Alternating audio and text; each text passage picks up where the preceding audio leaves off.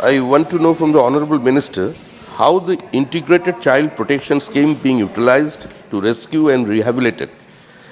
the children involved in begging, particularly in the urban areas and the transit hubs. बच्चों की देखरेख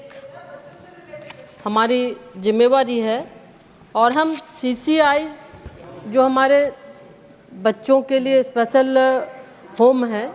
तो उसके माध्यम से भी जो और उसके अलावा ओपन शेल्टर होम बनाए गए हैं जिसके माध्यम से वैसे बच्चे जो सड़कों पे भीख मांगते दिखाई देते हैं वैसे बच्चों की देखरेख उस ओपन शेल्टर के माध्यम से किया जाता है और उसके साथ ही साथ उसमें चाहे काउंसलिंग की व्यवस्था हो उनको भोजन के साथ साथ स्वास्थ्य और शिक्षा की हर वो सुविधाएं दी जाती है तथा पुनर्वास की भी सुविधाएं उसमें दी जाती है. That whether the union government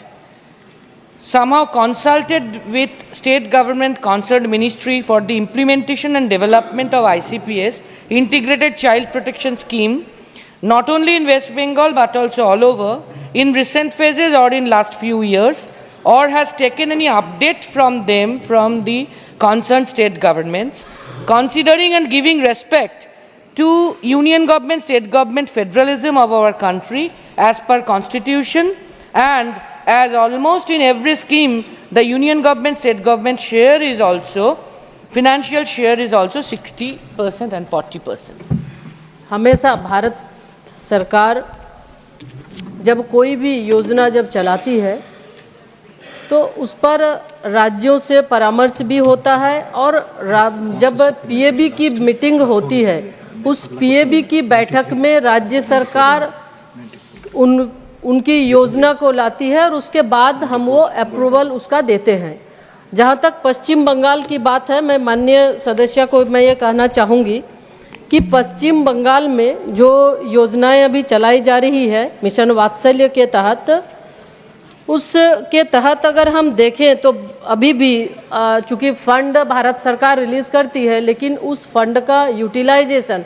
नहीं होने के वजह से कहीं ना कहीं योजनाएं बाधित होती है जो लाभ मिलना चाहिए बच्चों को नहीं मिल पाता. इसके तहत हम अगर देखें तो अभी अनस्पेंड बैलेंस इस पश्चिम बंगाल में हमारे लगभग 1800 करोड़ रुपए की राशि वहाँ पर पड़ी हुई है जिसके वजह से आज जो योजनाएं हैं जिसका फंड हम रिलीज़ भी करना चाहते हैं लेकिन ये नहीं हो पाता और ये राज्य सरकार की जिम्मेवारी है कि जो पैसा भारत सरकार देती है उस पैसे का सही और समय पर उपयोग करे. लेकिन पश्चिम बंगाल सरकार कहीं ना कहीं हम देखते हैं कि इस मामले में पीछे रह रही है जिसके वजह से